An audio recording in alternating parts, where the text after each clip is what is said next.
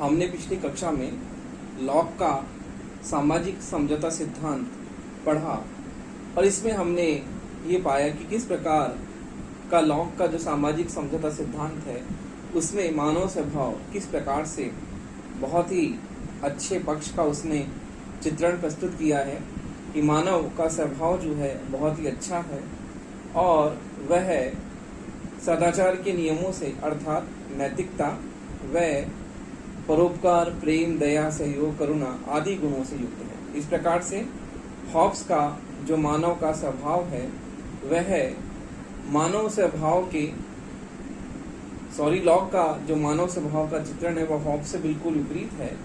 जहाँ हॉब्स मनुष्य को स्वार्थ प्रवृत्ति से बिल्कुल युक्त मानता है, उसके विपरीत लॉक का चित्रण मानव के अच्छे पक्ष को उसके स्वभाव में जो सद्गुणों का समावेश है उनसे युक्त वह मानव स्वभाव को मानता है। फिर हमने देखा कि प्राकृतिक अवस्था जो लॉक की है, लॉक की प्राकृतिक अवस्था में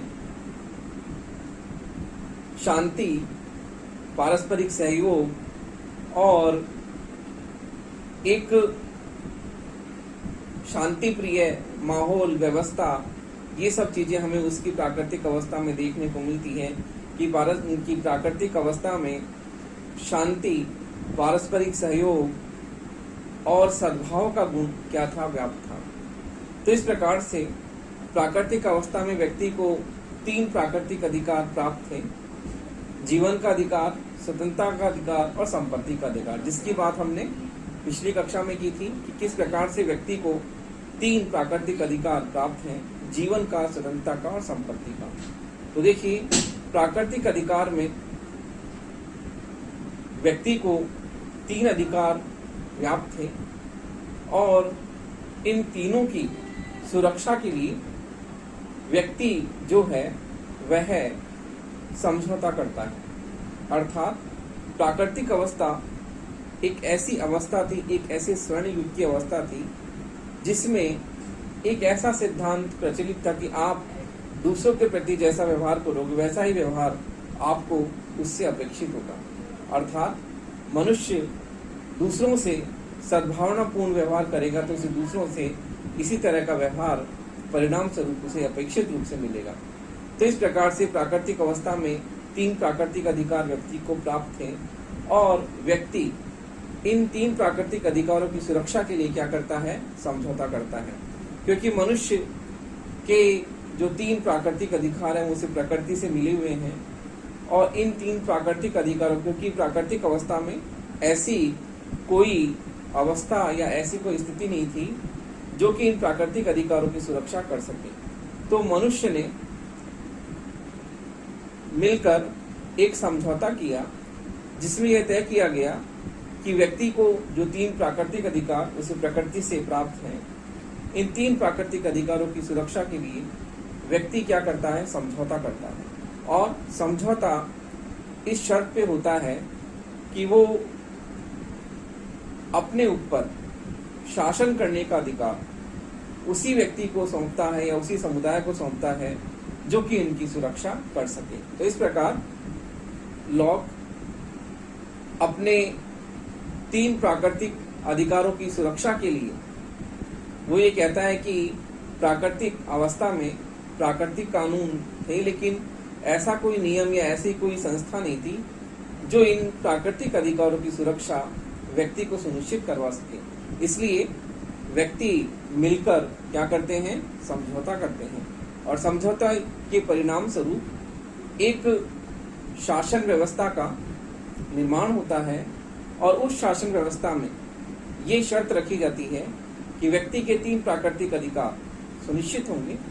यदि व्यक्ति के 3 प्राकृतिक अधिकारों की सुरक्षा वो संस्था या व्यक्ति या समूह नहीं करेगा तो व्यक्ति क्या करेंगे? व्यक्ति मिलकर उस संस्था को हटा देंगे, उस व्यक्ति को, उस समुदाय को हटा देंगे और उस व्यक्ति, संस्था, समुदाय के स्थान पर किसी दूसरे व्यक्ति को क्या करेंगे? वो नियुक्त कर लेंगे। तो इस प्रकार से जीवन के जो 3 प्राकृतिक अधिकार व्यक्ति को मिले हैं, जीवन का, स्वतंत्रता का, संपत्ति का, इन 3 प्राकृतिक अधिकारों की सुरक्षा के लिए ही व्यक्ति क्या करता है, समझौता करता है। अतः इस प्रकार लॉक जो है वह व्यक्ति के अधिकारों की सुरक्षा के लिए क्या करता है, समझौता करता है। और इस समझौते से वो ये मानता है कि समझौता व्यक्ति के अधिकारों की सुरक्षा के लिए है, और यदि इन अधिकारों की सुरक्षा नहीं होती है तो व्यक्ति को जो है उस संस्था, व्यक्ति या समुदाय को हटाकर किसी अन्य व्यक्ति, समुदाय या संस्था को नियुक्त करने का क्या है, अधिकार है। तो देखिए इस प्रकार हम लॉक के सामाजिक समझौता सिद्धांत देखते हैं कि उसका सामाजिक समझौता सिद्धांत क्या है। लॉक का सामाजिक समझौता सिद्धांत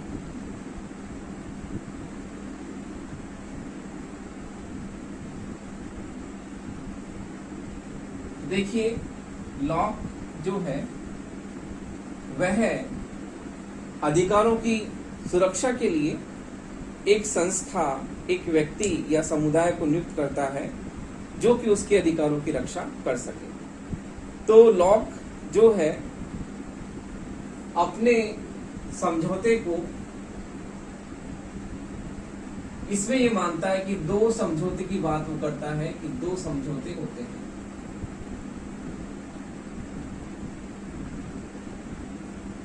दो समझौते होते हैं।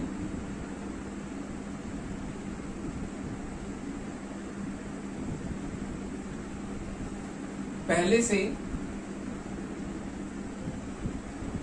पहला जो समझौता होता है, पहला समझौता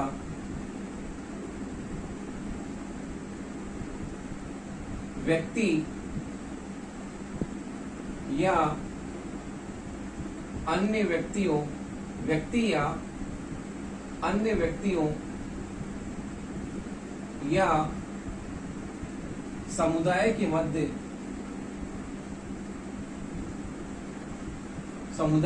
होता है,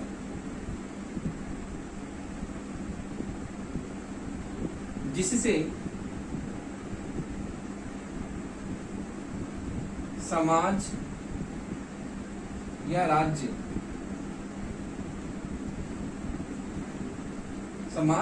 बनता है।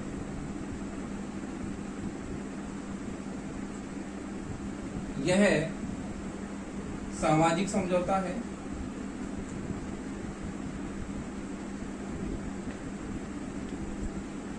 और जो दूसरा समझौता है, दूसरा समझौता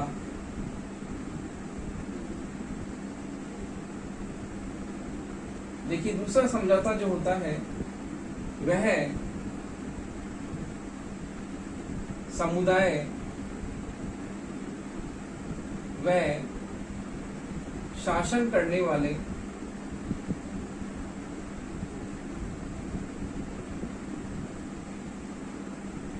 व्यक्तियों के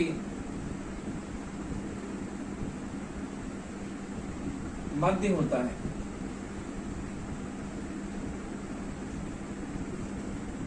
समुदाय में शासन करने वाले व्यक्तियों के मध्य होता है। इस प्रकार से ये जो समझौता होता है यह राजनीतिक समझौता होता है।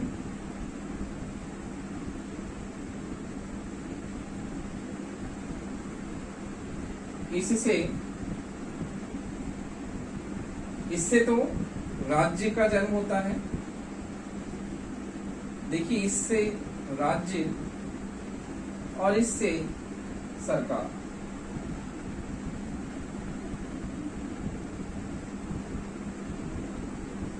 तो देखिए, हॉब्स का जो ये समझौता है, इस समझौते के द्वारा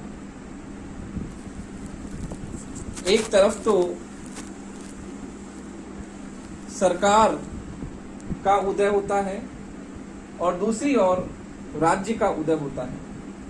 तो देखिए, पहला समझौता जो है, लॉक इस प्रकार 2 समझौते की बात करता है। वो कहता है कि 2 समझौते होते हैं। एक समझौते के द्वारा व्यक्ति या यह समझौता व्यक्ति या अन्य व्यक्तियों या समुदाय के बीच होता है, जिससे कि समाज या राज्य इनका उदय होता है। अर्थात ये समझौता सामाजिक समझौता है और इस समझौते से किसका जन्म होता है? राज्य का जन्म होता है। जबकि दूसरा समझौता समुदाय में शासन करने वाले व्यक्तियों के बीच होता है, यह राजनीतिक समझौता होता है और इससे सरकार का उदय होता है। तो देखिए, इस प्रकार लॉक दो प्रकार के समझौते की बात करता है। वो कहता है कि एक समझौते से तो राज्य का जन्म होता है और दूसरे समझौते से सरकार का जन्म होता है।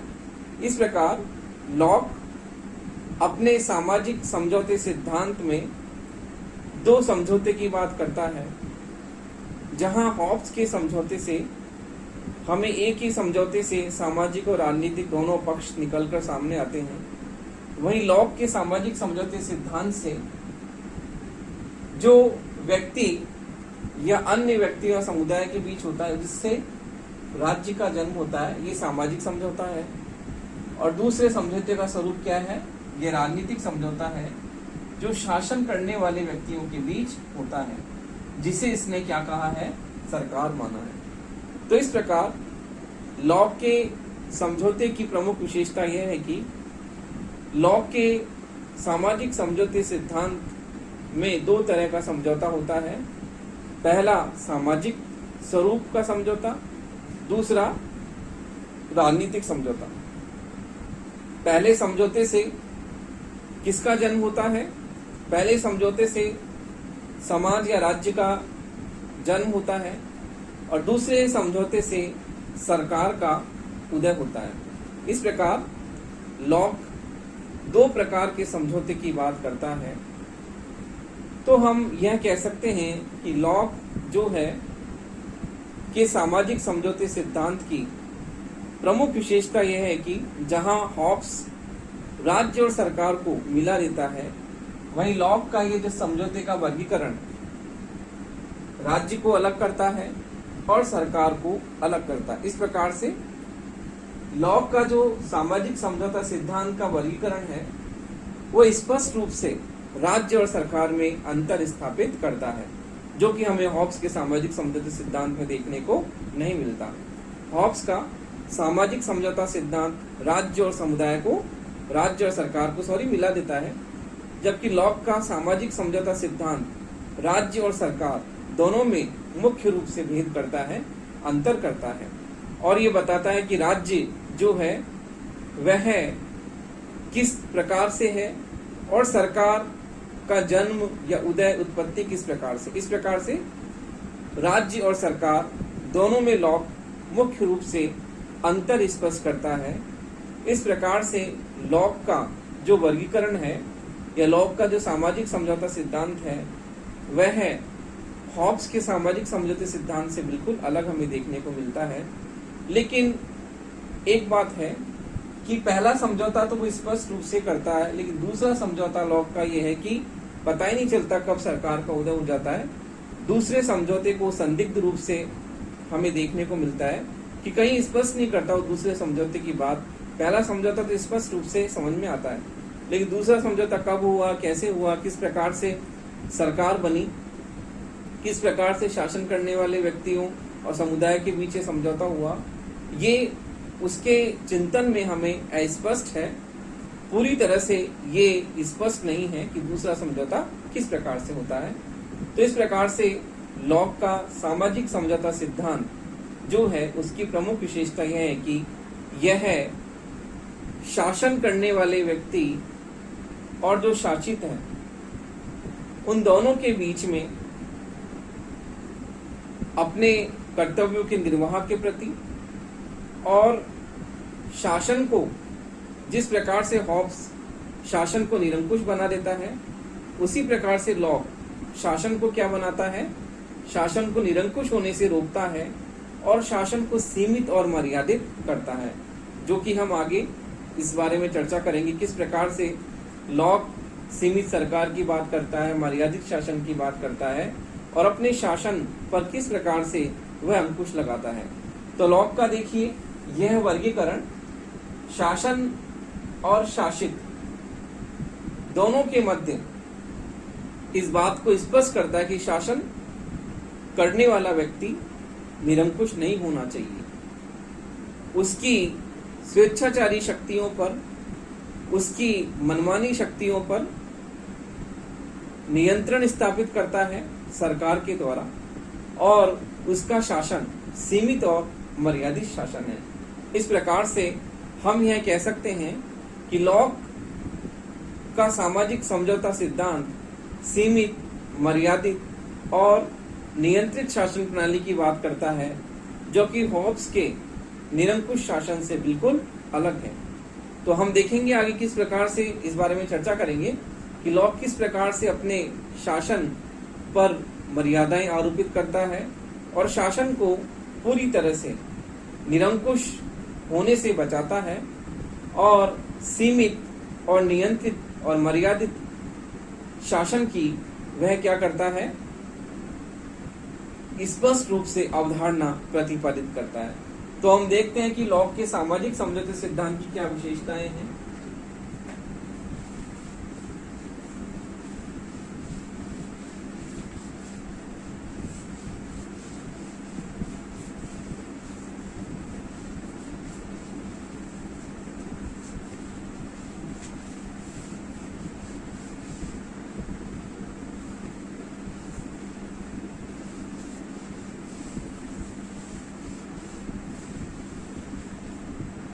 देखिए, इसकी पहली विशेषता यह है कि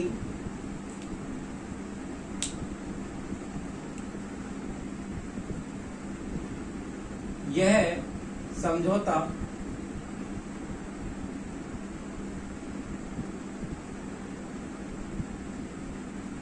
दो प्रकार से होता है।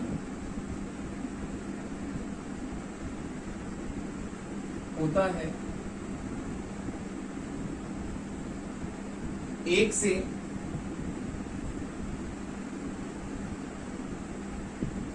राज्य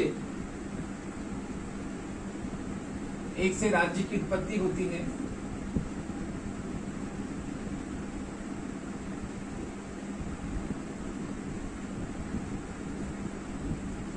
जो व्यक्तियों के मध्य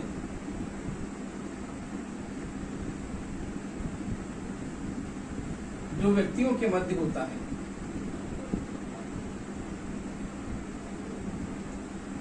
जबकि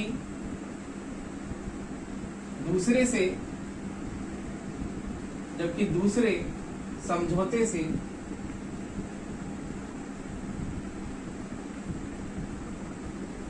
सरकार की स्थापना होती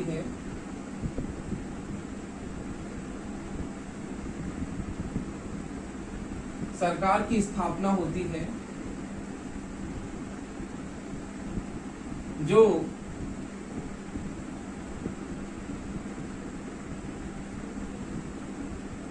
शासन करने वाले तथा शासितों के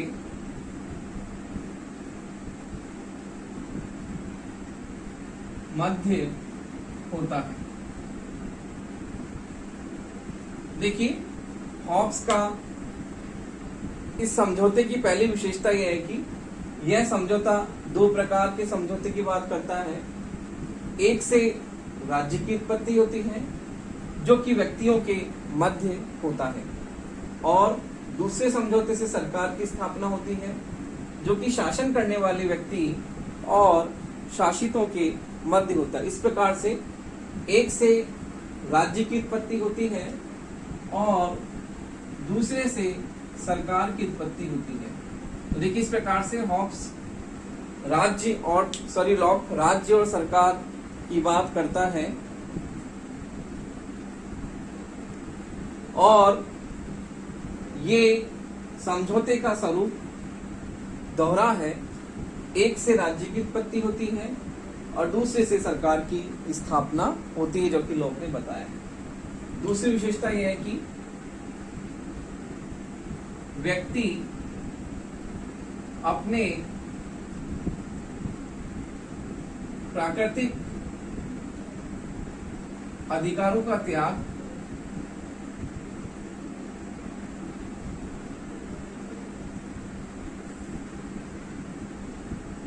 इस शर्त पर करता है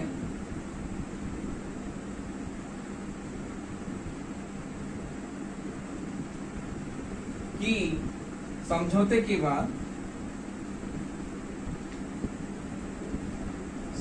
के बाद उसे प्राकृतिक अधिकार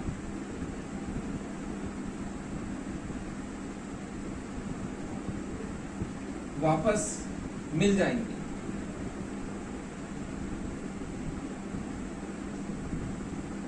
तो देखिए, लॉक प्राकृतिक अधिकारों की सुरक्षा के लिए तो समझौते की बात करता है कि व्यक्ति प्राकृतिक अवस्था में ऐसी कोई संस्था नहीं थी जो कि प्राकृतिक अधिकारों की सुरक्षा सुनिश्चित कर सके, और प्राकृतिक अधिकारों की सुरक्षा सुनिश्चित करने के लिए व्यक्ति क्या करता है, समझौता करता है, और समझौते के बाद में वह प्राकृतिक अधिकारों की सुरक्षा उसे राज्य द्वारा प्राप्त होती है। तो इस प्रकार से लॉक का यह समझौता प्राकृतिक अधिकारों की सुरक्षा के लिए होता है, लेकिन व्यक्ति प्राकृतिक अधिकारों का त्याग कर, क्योंकि जब ये समझौता होता है तो पहला समझौता व्यक्तियों के मध्य होता है कि तुम हम सब अपने प्राकृतिक अधिकारों का त्याग करते हैं, और इस व्यक्ति को यानी शासन करने वाले को हम हमारे सारे प्राकृतिक अधिकार सौंपते हैं कि ये जब सरकार स्थापित होगी और जब शासन करेगा तो हमारे प्राकृतिक अधिकार इस संस्था के द्वारा हमें वापस से प्राप्त हो जाएंगे। तो ये इस प्रकार से समझौता होता है, लेकिन वो समझौते की दूसरी विशेषता ये बताता है कि व्यक्ति अपने प्राकृतिक अधिकारों का त्याग करता है जब वो राज्य की उत्पत्ति अर्थात सामाजिक समझौते में जो प्राकृतिक अधिकारों को सौंपता है सरकार को, शासन करने वाले व्यक्ति को, लेकिन इस शर्त पर कि जब समझौता हो जाएगा और जब समझौते के बाद में सरकार स्थापित हो जाएगी तो व्यक्ति को ये प्राकृतिक अधिकार जो शासन करने वाला व्यक्ति है उस व्यक्ति से उसे स्वतः ही प्राप्त हो जाएगा। तो देखिए, इस प्रकार सामाजिक समझौते सिद्धांत के द्वारा प्राकृतिक अधिकार व्यक्ति को वापस मिलने चाहिए, और इसी शर्त पर वह समझौता करता है कि समझौते के बाद में प्राकृतिक अधिकार उसे सरकार के द्वारा अर्थात शासन करने वाले व्यक्ति के द्वारा उसे वापस प्राकृतिक अधिकार मिलेंगे, क्योंकि प्राकृतिक अधिकारों की सुरक्षा के लिए उसने समझौता किया है। और जब वह शासन करने वाला व्यक्ति जब शासन संभालेगा तो उस व्यक्ति को अर्थात उस समुदाय को प्राकृतिक अधिकारों की सुरक्षा जो है उसे प्रदान करेगा। तो इस प्रकार से लॉक का सामाजिक समझौते का स्वरूप दोहरा है, जो कि सामाजिक भी है और राजनीतिक भी है। अगली जो समझौते की विशेषता है कि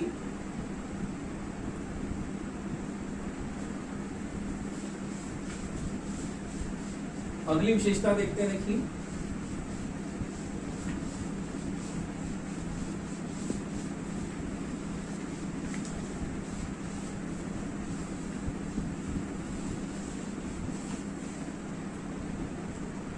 अगली विशेषता यह है कि समझौते के आधार पर जिस राज्य समझौते के आधार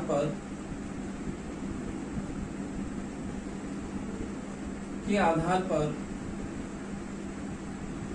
जिस राज्य अथवा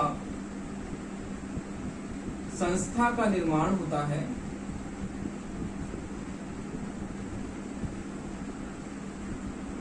निर्माण होता है वह मानवीय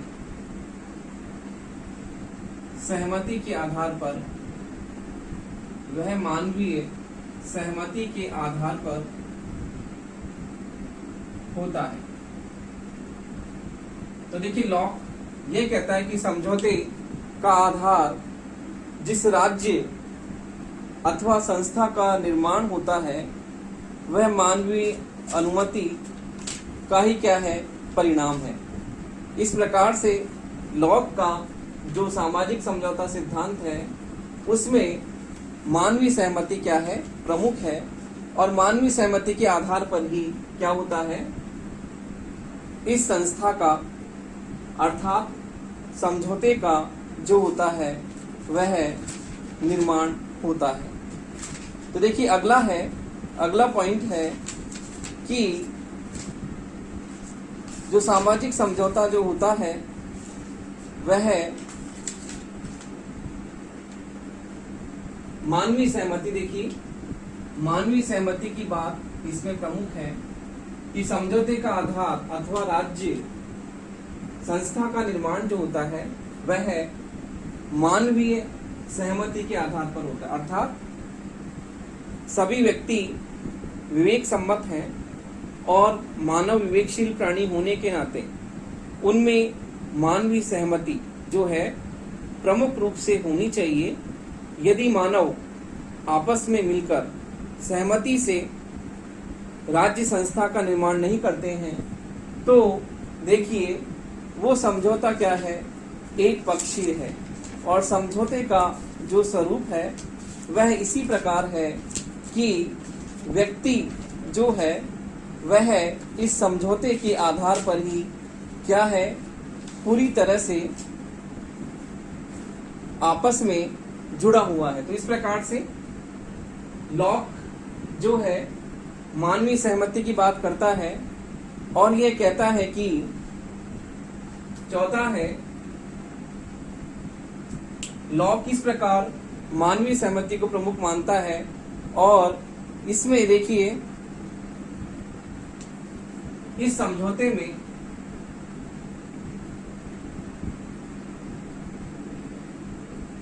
शासक पक्ष भी शामिल होता है, शासक पक्ष भी शामिल होता है और अनिवार्यतः उस पर शासक पक्ष भी शामिल होता है और अनिवार्यतः उस पर समझौते की सभी शर्तें समझौते की सभी शर्तें लागू होती हैं। देखिए किस प्रकार से लॉक के समझौते में शासक पक्ष भी शामिल है और इस प्रकार निरंकुश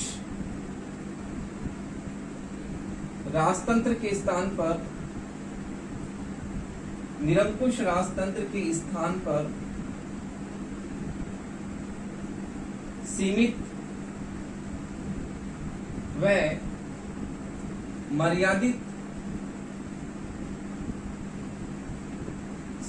मर्यादित राजतंत्र स्थापित होता है। देखिए हॉब्स के समझौते में शासक वर्ग शामिल नहीं होता है और शासक वर्ग के शामिल नहीं होने से जो शासन का जो स्वरूप है वह एक पक्षीय होता है, शासन एक पक्षीय हो जाता है जिसमें समझौता केवल व्यक्तियों या समुदाय के लोगों के बीच होता है। शासन करने वाले व्यक्ति के मध्य यह जो समझौता नहीं होता है तो शासन क्या होता है, निरंकुश, अमर्यादित और अनियंत्रित हो जाता है। जबकि लॉक का जो सामाजिक समझौता है उसमें शासक पक्ष भी शामिल होता है क्योंकि राज्य और सरकार में शासक पक्ष शामिल है, शासक पक्ष भी शामिल होता है और अनिवार्यतः उस पर समझौते की सभी शर्तें लागू होती हैं। जैसा कि लॉक ने यह भी कहा है कि यदि प्राकृतिक अधिकारों की रक्षा नहीं हुए तो प्राकृतिक रक्षा की सुरक्षा नहीं होने पर व्यक्ति क्या करता है? व्यक्ति समझौते को एक प्रकार से उसकी अवहेलना कर देता है, अर्थात उस संस्था व्यक्ति के स्थान पर किसी दूसरे व्यक्ति या संस्था को क्या करता है? वो वहां पर उसके स्थान पर उसे सत्ता संभला सकता है। तो ये परिवर्तन की बात करता है लॉ। और समझौते की सभी शर्तें शासक पक्ष पर लागू होती है, इसलिए लॉक निरंकुश राजतंत्र के स्थान पर सीमित व मर्यादित राजतंत्र की स्थापना करता है, जो कि लॉक के चिंतन में हमें सीमित और मर्यादित सरकार, मैंने आपको बताया था पहले भी कि इसकी चर्चा हमने आगे करेंगे। तो अब वो पॉइंट आ गया है कि इस प्रकार लॉक शासक पक्ष को इस समझौते में शामिल करके उसे शासन करने की सभी शर्तों पर उसे क्या करता है? शासन संभलाता है। और इस प्रकार निरंकुश राजतंत्र के स्थान पर सीमित और मर्यादित राजतंत्र की स्थापना होती है। इस प्रकार से लॉक का जो ये समझौता है, ये समझौते के आधार पर सीमित और मर्यादित राजतंत्र की स्थापना होती है।